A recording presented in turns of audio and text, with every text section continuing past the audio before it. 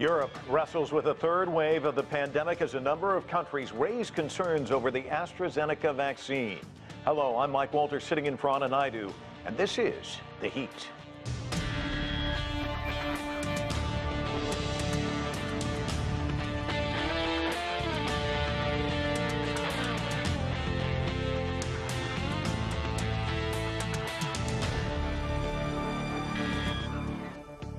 It's déjà vu all over again as COVID-19 is on the rise across Europe. The EU, plagued by vaccine delays, is also dealing with concerns that the AstraZeneca vaccine could lead to an increased risk of blood clots, something the company denies.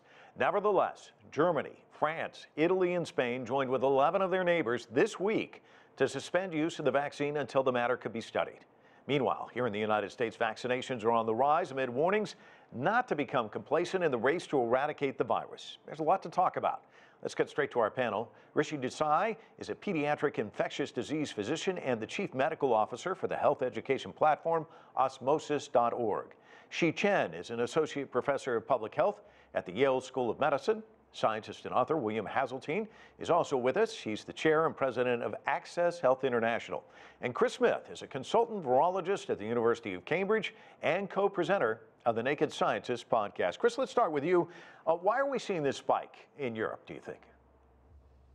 There's a range of reasons, but chiefly because, number one, we've got an infectious disease on our hands. Number two, a very significant proportion of the populations of most countries across the world remain susceptible, i.e. they haven't had the infection or they haven't had a vaccine.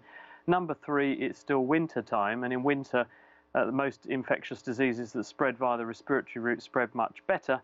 And as a result, putting all these factors together with the fact that there are contacts between people obligatorily because people are going shopping, going to work, children are going to school, this is provoking spread, and that's what's provoking these outbreaks.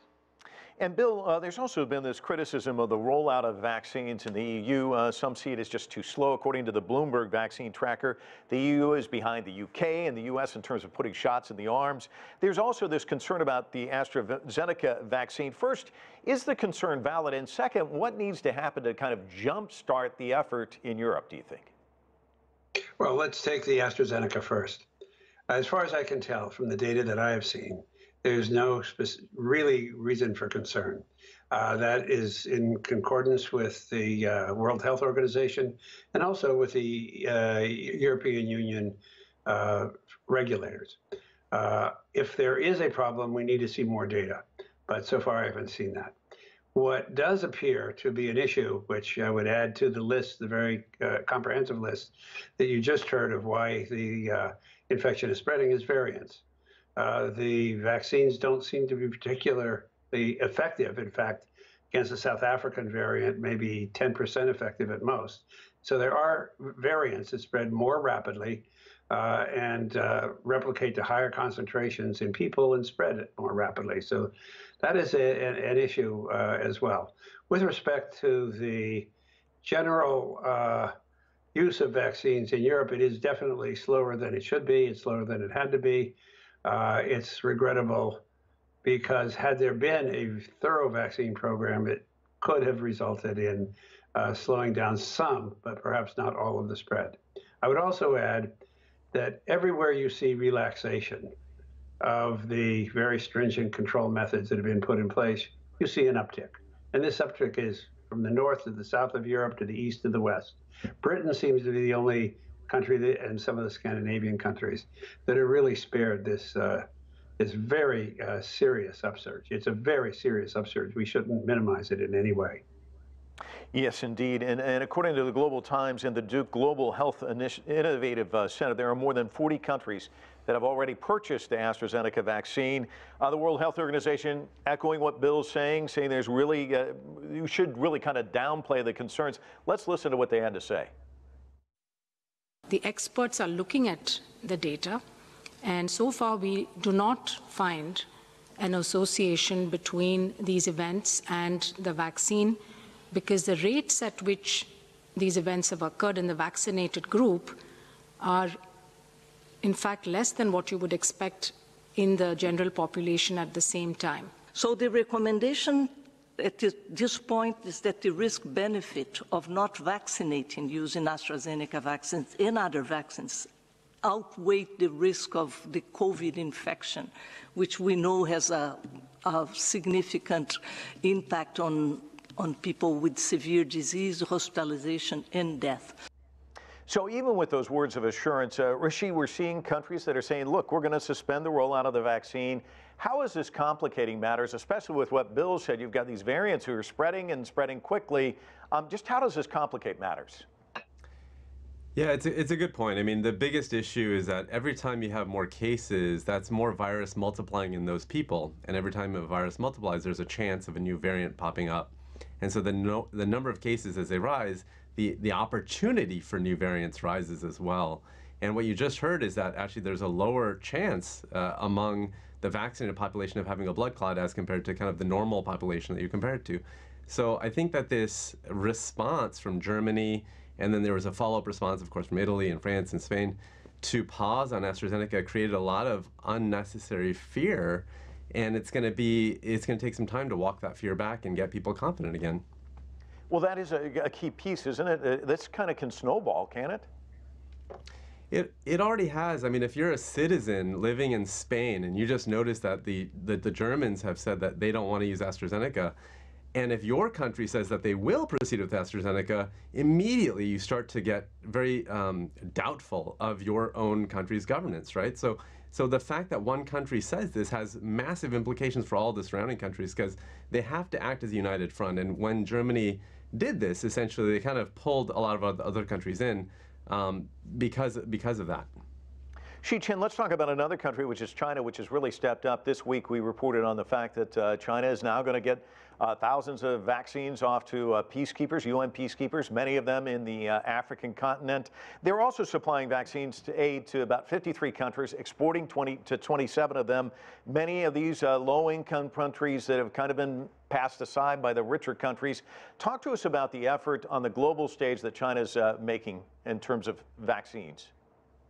Yeah, China has been doing clinical trials in multiple countries, and different vaccine candidates was doing different clinical trials in different countries. So that exposed those trials to different variants of those virus. So that was good because you can test the efficacy of the vaccine in different setting. And overall, were some concern about the Chinese vaccine, the efficacy, and in the population, the effectiveness is lower than the Europe, especially the U.S. counterpart. But I would say that we needed to compare with the flu vaccine. And usually the flu vaccine is only, the overall is about 40% to 60% effective in flu vaccine in the population. So much of the China's vaccine candidates are above that level. So, and it's importantly, it's 100% effective in preventing severe to moderate infections and hospitalization. That's very important because we know in those African countries and many underdeveloped countries, their health resources are underdeveloped. They are under much pressure. So without crashing the healthcare system, it would be in a much better situation. And also would say that the effectiveness is only a concept in the population level. So the vaccine helps individuals to avoid mortality, morbidity. So it's important to reduce the chance of the virus replication. We were talking about the mutation, all kinds of variants. With more transmission and more virus replication, there will be a larger threat of mutation, which can be deadly. So that's why I think it's important to roll out those vaccines throughout the world, including the efforts from China, from Russia, from European countries, and from America. So that the more equalized and the more rapid rollout of the vaccine, the mass vaccination campaign will do good to the human societies. And I would say that much of the world China is aiding to donating the vaccines are to the southern hemisphere. Those countries are approaching their winter season, and usually there will be a larger surge in the winter season. Try to compete with time and to get as much vaccination done as possible before the winter would be so important. And the Chinese vaccine also have some other better known features. For example, it requires no cold chain storage, which can fit better the healthcare settings in the developing world. Right. Chris, the UK has administered nearly twice as many doses of the AstraZeneca vaccine as the entire European Union and the European Economic Area. UNICEF has signed an agreement. They've got on the company accessing them about 170 million doses under COVAX. That's going to go to around 85 countries. So getting back to what Rishi was saying, these concerns, how concerning is that going to be if, as he points out, if your country is still handing out the vaccine and yet the country next door is not, it may make people nervous. Well, the fact is that most people are scratching their heads to try to understand how the European countries that are doing this can possibly justify their course of action. It's madness. And if you just look at the figures, it tells us all we need to know. The risk of having some kind of blood clot problem is about 1 in 1,000 people per year. Now, 17 million people across Europe and in the UK, including in the UK, have had AstraZeneca's vaccine. Now, if you take the number of people who've had that vaccine and have had a blood clot, it's about 37. So 37 divided by 17 million is 1 in 460,000. So in other words, rather paradoxically, your risk of having a blood clot is lower if you have the AstraZeneca vaccine, apparently, than it could happen by chance. So most countries actually do not support this course of action, because what we do know is that every day that goes by when you do not vaccinate a person over the age of 50 in a country where there is currently the sort of surge that's going on like there is in Europe, you're causing deaths, because you'll cause deaths from coronavirus. And so therefore you have to be very sure that actually your course of action is the correct one, that you are preventing vaccination on very strong grounds. Otherwise, in this instance, the ill is going to be a lot worse than the pill. It really is. And most countries do accept that. But the key thing is that there is uncertainty around the vaccine. This sort of action is not helping. And Europe does not have a good track record of having been supportive of these sorts of vaccine initiatives. And they are heaping upon themselves further humiliation and opening themselves up to further criticism from the international community for their action. Chris, but your messaging right there was so spot on. Why isn't that the message being conveyed to people?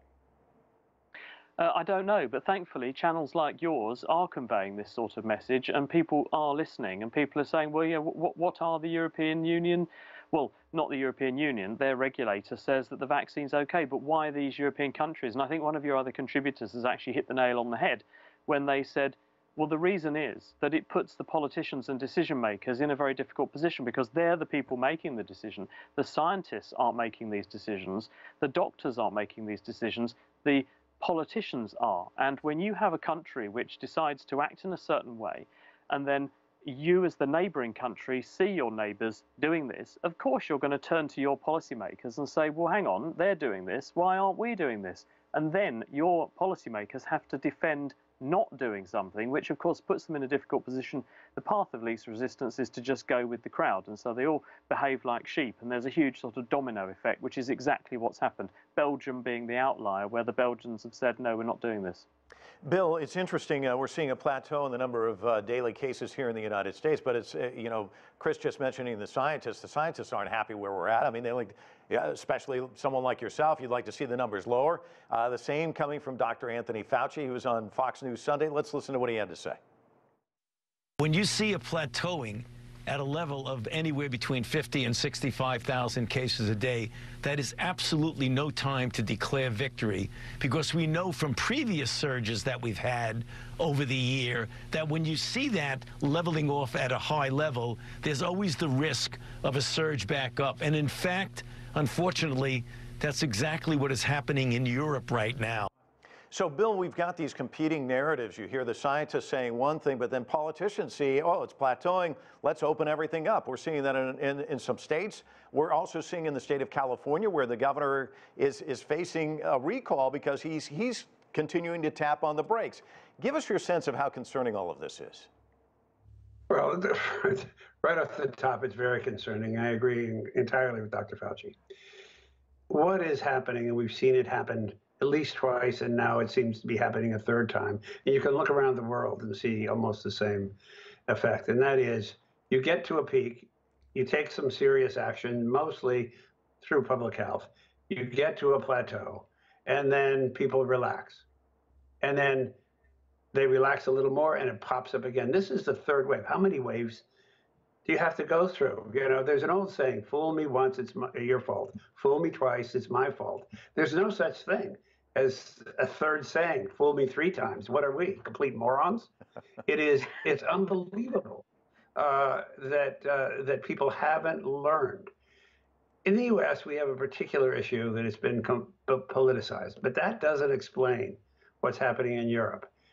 It's a lack of discipline and a lack of some kind of social solidarity is all I can say. Because when you see, and I looked at all these numbers, and I look at them very frequently, I'm sure everybody on this program does. And what you see is when you reach a plateau, the first plateau was 20,000. The next plateau in America was 35,000. Now we're not even actually a plateau. It's actually tipping up in about half of our states. So it's actually, I think you're going to see a pretty big increase over what's now the St. Patrick's Day, where it's a famous drinking day in America, and then also the spring breaks. We had this last spring break. It is surprising to me and actually extremely disheartening. Now, there is a note of hope, and the hope comes from science. We're all right now in the first wave of drugs and vaccines. There's going to be a second wave, which was referred to as vaccines that are tailored against the variants. And there's going to be a third wave of innovations, which is already on the horizon, of vaccines that are stronger, act longer, and act much more broadly, even against variants and even against viruses that humans don't have, that are only in bats. So that there is real technology coming to the fore, as well as new drugs, which will act like a very interesting new drug for flu. I think if it really works out, this drug, molnupiravir, can be used as a prophylactic. If somebody in your family or your school gets it, I think these new drugs, if it's not that one, there will be drugs like that that can be used to prevent people from getting infected, in addition to vaccines. So whether you've got a variant or whether you've got a drug that works, or a combination of drugs that work very early on, I think that eventually, but the eventually, maybe 2 or 3 waves hence, that's what I'm afraid of. We will get there, but we may have to suffer a lot more through our nutty policymakers and, unfortunately, through our own behavior. Well, let's talk a little bit about behavior. Rishi, we're seeing these polls. It shows about 41% of Republicans say when it's their turn, they're not going to get the shot in their arm. When it's males, it's even up to about 50%. It's still politicized, even the vaccines. The President of the United States was talking about this on Good Morning America. Let's listen. How do you get the politics out of this vaccine talk? I, honest to God, thought we had it out. I, honest to God, thought that once we guaranteed we had enough vaccine for everybody, things would start to calm down. Well, they have calmed down a great deal, but I just don't understand this sort of macho thing about I'm not going to get the vaccine, I have a right as an American, my freedom to not do it. Well, why don't you be a patriot? Protect other people. Richie, that seems like such a plain, simple message. Why isn't it resonating? I think one of the issues is that, there are some foundational problems with our home. One of the foundational issues is scientific illiteracy. Just on your program, we walked through the math together, right? We listened to how if you look at the numerator and the denominator, the math doesn't add up. And in fact, it seems like the AstraZeneca vaccine may be protective. People can't understand that math. That's the simple truth. I mean, maybe we understand it internally, but most Americans aren't listening to that message and don't get it. And what they do here is vaccine is out, and that things seem better, and they connect those two dots. They think things are better because of the vaccine, and we all know that is not true. Vaccine is a great, leap forward in terms of, the long game. But that's not actually what's making the difference right now. What we're seeing is behaviors. That's really what's driving things going down and things going up.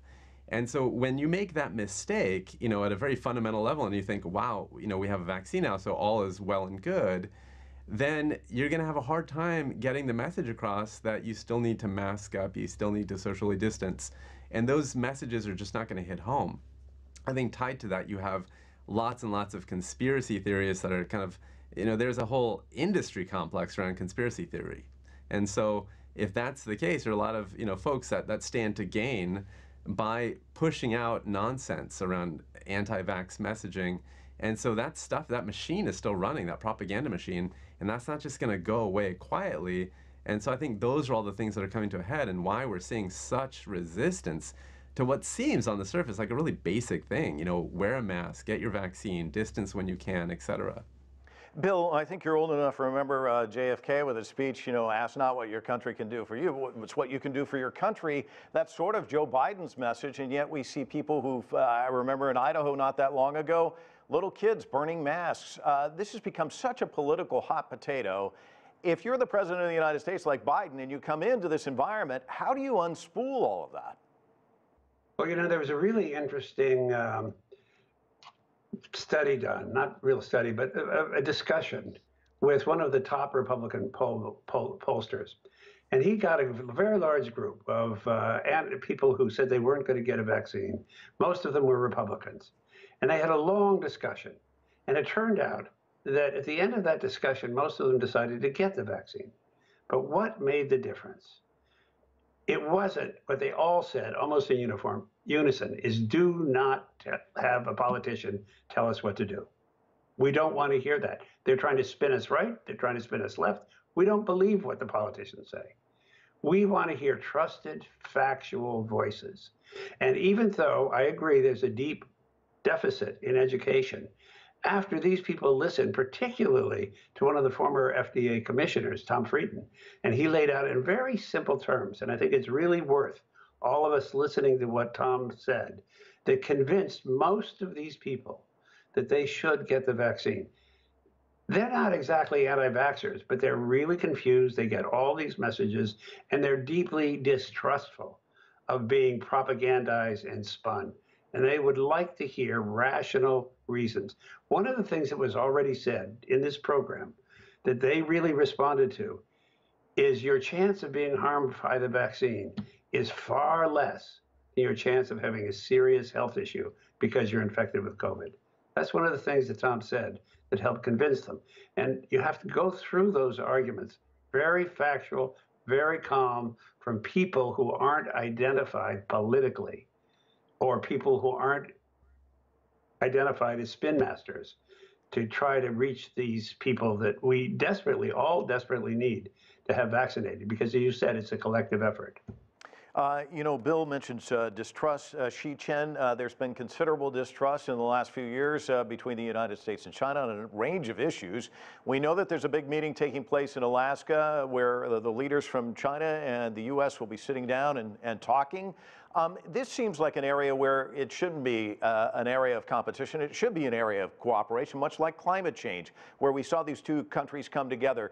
Is this an area where the United States and China can work in terms of vaccine production, getting out there, trying to make the world a safer place? Yes, we are not out of the woods yet. So I agree with, very much agree with everyone who was speaking. So we need to not let the guard down and try to win time to vaccinate as many people as possible in order to, especially those high-risk people. But in order to do so, I think they need to strengthen the collaborations between the governments and also through bilateral relationship with the global organizations and globally. So bilateral deals would be very important. But given the grim relationship between U.S. and China, I'm not quite positive about direct collaboration between the two countries. But that said, I think there's still some opening, some room for collaboration through the WHO, through the COVAX, because both countries, China and U.S., can pop up more money, more resources to invest in the COVAX. COVAX now is I think the only major global initiative to accelerate the mass vaccination, but absolutely is underpowered. It's only like securing 13%, about 13% of all the vaccines, but the rest of the countries, especially developed countries, are securing a much higher share of the vaccines in comparison to the share of population. So in order to make the global initiative more powerful, to accelerate more equitable, more rapid vaccination campaign, China and the US could work together and try to also strengthen the ties between the two countries and work with others countries together in order to secure more doses for the more developing countries. For example, so far the rich countries have given money to COVAX, but at the same time they are scrambling to buy up all the doses they can. The COVAX will continue to face competition for purchasing doses and a risk of being outbid. So China and the US can play such a role to streamline the process of this global initiative in order not to have these orders that threaten the functioning of the COVAX and empower COVAX. What about cooperation within the medical community between both countries? And we're very short on time. It seemed like that was an area where the two countries could come together. Have you seen that deteriorate over the last couple of years? How do you mend that? Yes, so far I think there are some positive signs. Started from the beginning of this pandemic. For example, Yale has been collaborating with many medical agencies in China, and they exchange ideas about the clinical practice and and R&D of vaccines and therapeutics. I think that those relationships in academic will function. And the researchers have been working together day and night to work and to fight against this pandemic. Okay. So there's no doubt about that. But at the government level, they need to play more important role to coordinate efforts and also to fight against those disinformation and misinformation. There's so much going on because so far, unlike the traditional medias, so far everyone is a reporter, everyone is a writer. But there's a very few fact checker about all these messages delivered out to the public. I think in that arena, the two countries should also work together. Well, that's a very good point. I want to thank all our guests for being on the program. That's going to do it for this edition of The Heat. I'm Mike Walter in Washington, D.C. Thank you for joining us.